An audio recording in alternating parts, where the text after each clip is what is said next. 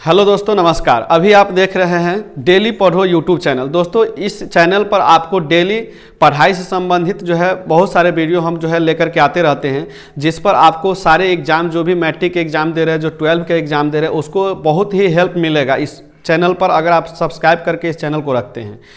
आज के इस वीडियो में हम बताने वाले हैं जो 10th के जो बोर्ड का एग्ज़ाम होता है, तो 10th बोर्ड का जो एग्ज़ाम होता है उसमें कुछ प्रश्न पूछे जाते हैं। ऑब्जेक्टिव में अधिकतर जो पूछे जाते हैं वैसे कुछ जो है ऑब्जेक्टिव हम लेकर के आए हैं, एक टाइप्स लेकर के आए हैं। इस पर हम कई टाइप्स का वीडियो बना रहे हैं, लगातार एक के बाद एक टाइप्स का वीडियो बना रहे हैं। तो आज एक टाइप्स हम पूरा करेंगे, जिसमें आप देख सकते हैं यहाँ पर है खाद्य पदार्थों का नाम, यानी कि कुछ खाद्य पदार्थों का हमने नाम लिख लिया है। जैसे कि आप यहाँ पर देख सकते हैं सेब, जिसको हम खाते हैं, चाय है, दही है, टमाटर है, नींबू है, संतरा है, जो इसको हम डेली के यूज में लाते हैं।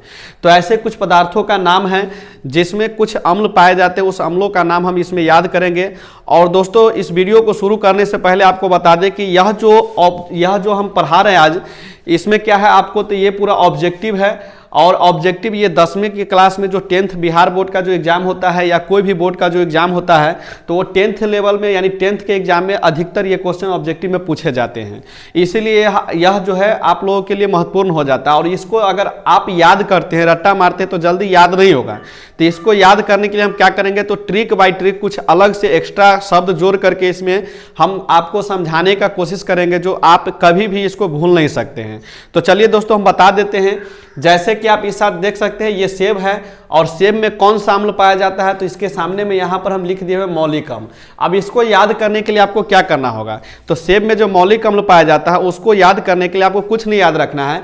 आप एक चीज़ ध्यान रखिए, जब सेब खरीदने के लिए जाते हैं तो आप क्या करते हैं, सेब का दाम पूछते हैं। क्या पूछते हैं? दाम पूछते हैं, यानी सेब का दाम माने मोल करते हैं, उसका मोल भाव हम करते हैं, जो आप लोग अधिकतर जानते होइएगा। दाम मतलब मोल करना, मोलाना। और इसीलिए सेब में जो अम्ल पाया जाता है उसको हम याद रखेंगे मौलिक अम्ल, यानी कि सेब जो होता है मूल्यवान होता है, महंगा होता है, तो उससे याद रहेगा मौलिक, यानी सेब खरीदने के लिए बार बार उसका मूल्य पूछा जाता है, मूल्य से याद रहेगा मौलिक अम्ल। इसके बाद है चाय।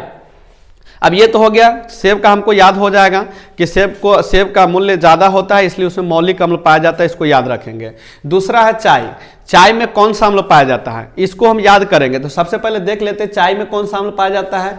तो चाय में जो पाया जाता है वो टैनिक अम्ल पाया जाता है, जो यहाँ पर लिखा हुआ आपको मिल जाएगा, टैनिक अम्ल पाया जाता है। अब इसको याद करने के लिए आप एक चीज़ ध्यान रखिए, जब हम चाय जब पीते हैं या कोई भी आदमी जब चाय पीता है तो उसको हम एक बार पूछते हैं कि और लीजिएगा कि नहीं, तो जो पीने वाला है वो कहता, अगर लेने का मन होता है तो कहता तनिक और दे दीजिए, यानी थोड़ा सा दे दीजिए। तो तनिक यानी कि तनिका देना है, यानी थोड़ा सा देना है। तो चाय में जो अम्ल पाया जाता है इसे याद रहेगा टैनिक अम्ल, यानी कि कोई भी व्यक्ति चाय अगर दोबारा मांगता है तो तनिक मांगता है, यानी थोड़ा सा मांगता है। तो इस तरह से चाय में जो अम्ल पाया जाता है टैनिक अम्ल हो गया। और दही में कौन सा अम्ल पाया जाता है, तो इसमें देख लेते हैं। दही में जो पाया जाता है लैक्टिक अम्ल पाया जाता है। दही में जो पाया जाता है वो लैक्टिक अम्ल होता है। आप देख सकते हैं दही में, तो दही में लैक्टिक अम्ल पाया जाता है। तो लैक्टिक अम्ल हमको कैसे याद रहेगा, तो लैक्टिक अम्ल याद रखिए, देखिए जो अच्छा दही होता है ना, शुद्ध दूध का जो दही बना होता है, वह आप जब खाइएगा तो हाथ में लसलसाएगा, यानी कि लैक्टिक से याद हमको रखना है कि हाथ में दही जो है लसलसापन आ जाता है, तो उससे याद रखिएगा लैक्टिक, यानी कि लसलस करता रहता है। तो दही में कौन सा अम्ल पाया जाता है, लैक्टिक अम्ल पाया जाता है। तो आशा करते हैं दोस्तों दही का भी आप लोगों को समझ में आ गया होगा कि दही में कौन सा अम्ल पाया जाता है। अब अगला हमारा जो है टमाटर। टमाटर में कौन सा अम्ल पाया जाता है, तो इसमें दिया हुआ है टमाटर में ऑक्जेलिक अम्ल पाया जाता है। टमाटर में क्या पाया जाता है, ऑक्जेलिक अम्ल। आप जब टमाटर खरीदने जाते हैं तो आपको पता होगा क्या करते हैं, बाजार जाते हैं टमाटर खरीदने के लिए, तो उसके साथ में हम झोला लेकर के जाते हैं। क्या लेकर के जाते हैं, झोला लेकर के जाते हैं। यहां पर आप पढ़िएगा तो ऑक्जेलिक, ऑक्जेलिक में थोड़ा सा जेल की तरह बुलाता है, यानी झोला की तरह बुलाता है। ऑक्जेलिक यानी कि जेलिक, यानी झोला लेके जाना है। तो हमको याद रखना है टमाटर में जो पाया जाता है ऑक्जेलिक अम्ल पाया जाता है। इस तरह से हमारा टमाटर में भी जो है याद हो जाएगा। आप दो तीन बार इसको याद कीजिएगा, यानी कि समझने की कोशिश कीजिएगा, दिमाग लगाइए कि भाई टमाटर खरीदने जाते हैं तो झोला लेके जाना है, तो ऑक्जेलिक, झो और ऑक्जेलिक, तो झोला और ऑक्जेलिक में थोड़ा सा बनता है संबंध। उसके बाद है नींबू। नींबू में कौन सा अम्ल पाया जाता है? तो नींबू और संतरा, ये दोनों देख लीजिएगा, नींबू और संतरा दोनों एक ही तरह के चीज होते हैं, दोनों गोल होता है। आप जानते हैं नींबू और संतरा जब कांच में अब अगर खाइएगा तो नींबू जो है आपको खट्टा लगता है और संतरा भी खट्टा लगता है। दोनों का स्वाद और रंग रूप सेम होता है, संतरा और नींबू दोनों एक जैसा होता है। तो संतरा में जो पाया जाता है सिट्रिक अम्ल पाया जाता है, संतरा में सिट्रिक अम्ल। आप देखते होइएगा कोई भी अगर संतरा या नींबू अगर कांच कोई खा लेगा तो सिसियाता रहता है, यानी कि मुंह से सिसियापन का आवाज निकलता रहता है। तो इससे हमको याद रखेगा सिट्रिक, यानी कि दांत भी जो है आपको कटकटाने लगेगा, सिट्रिक हो जाएगा। यानी कि आपका मुंह जब नींबू खाते हैं या संतरा अगर कांच अगर खा लीजिएगा कच्चा वाला, तो आपको वह मतलब कि थोड़ा खट्टा लगेगा, तो उससे आपका बोली जो है लड़खड़ा जाएगा, सिट्रिक, मुंह से आवाज सीसी का आवाज निकलने लगेगा। इसके बाद आता है इमली। इमली में कौन सा अम्ल पाया जाता है? तो इमली में है टार्टरिक अम्ल। इमली में टार्टरिक अम्ल है, और इसको याद रखने के लिए आपको याद रखना है इमली में टार्टरिक अम्ल है। टार्टरिक, जब भी इमली आप खाइएगा या इमली का नाम ही सुनिएगा तो आपके मुंह से पानी आ जाता है और आपका आवाज लड़खड़ा जाता है, जिसको टर्टर बोलते हैं, आवाज आपका टर्टरा जाता है। यानी कोई भी चीज जब इमली का आवाज सुनिएगा तो मुंह में पानी भर जाएगा, तो वह चीज जो है बोलने में थोड़ा आवाज लड़खड़ा जाता है, यानी टर्टरा जाता है। तो इससे याद रखना है इमली में टार्टरिक अम्ल पाया जाता है, यानी इमली का नाम सुनते ही बोली लड़खड़ा जाता है, टर्टरा जाता है। तो इससे हमको याद रखना है इमली में टार्टरिक अम्ल पाया जाता है। इसके बाद आ जाता है चींटी का डंक। तो चींटी के डंक में कौन सा अम्ल पाया जाता है? देखिए, डंक कोई भी चीज का हो, चींटी का हो, मधुमक्खी का हो, या किसी भी चीज का डंक हो, अगर जो वो काटता है तो हमको जो है बहुत सारे जो है उसका जहर शरीर में फैलने लगता है, यानी विष पिसाने लगता है।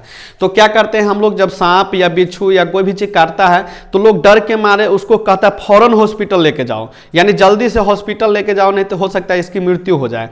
तो जब कोई चीज काटता है, चाहे वो चींटी का डंक हो, नेटल पौधे का डंक हो, सांप हो, मधुमक्खी हो, तो उससे क्या होता है लोग डर जाते हैं और उसको फौरन लेके जाते हॉस्पिटल। तो फौरन से याद रहेगा फॉर्मिक अम्ल। फौरन से हमको याद रखना है फॉर्मिक, यानी कोई भी चीज जब डंक मारेगा, काटेगा, तो उसको फौरन ले जाना है। कहाँ ले जाना है? हॉस्पिटल। तो फौरन से हमको याद रहेगा फॉर्मिक अम्ल। चींटी के डंक और नेटल पौधे का डंक, दोनों में फॉर्मिक अम्ल आपको याद रखना है। तो आशा करते ये दोनों भी समझ में आ गया होगा। चींटी के डंक में कौन सा अम्ल पाया जाता है, अगर पूछेगा नेटल के डंक में कौन सा अम्ल पाया जाता है, या हो सकता है पूछेगा मधुमक्खी के जो डंक मारता है उसमें कौन सा अम्ल पाया जाता है। तो आपको एक ही बात याद रखना है कि जब कोई भी चीज काट लेता है यानी डंक मार लेता है, डंक का मतलब होता है काटना, तो उसमें फॉर्मिक अम्ल यानी कि उसको फौरन हॉस्पिटल ले जाना है, तो फौरन से याद रहेगा फॉर्मिक अम्ल। इसके बाद जब डंक वाला आपको याद हो जाता है कि डंक जब कोई चीज मारता है तो कौन सा अम्ल पाया जाता है, तो इसके बाद आ जाता है सिरका। अब सिरका में क्या है, सिरका में कौन सा अम्ल पाया जाता है? तो सबसे पहले देख लेते हैं। तो सिरका में, तो यहां से लिखा हुआ सिरका, तो सिरका में जो पाया जाता है एसिटिक अम्ल पाया जाता है।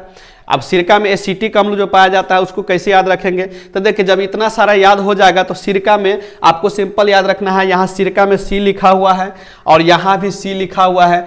तो कौन सा इस सब में देख लीजिएगा, सिरका में सिटिक, सिरका, तो सिरका और सिटिक, सिरका और सिटिक दोनों में थोड़ा सा मिलता जुलता आवाज निकल रहा था। सिरका में सिटिक अम्ल यानी कि एसिटिक अम्ल पाया जाता है। सिरका में कौन सा अम्ल पाया जाता है? तो सिरका में एसिटिक अम्ल पाया जाता है। तो इस तरह से आपको ये भी याद हो जाएगा। उसके बाद आ जाता है आपको सोडा वाटर। देख लीजिए, सोडा वाटर है, तो सोडा वाटर में क्या पाया जाता है? सोडा वाटर किसको कहते हैं, पहले इसको समझ लीजिए। सोडा वाटर हम कहते हैं जो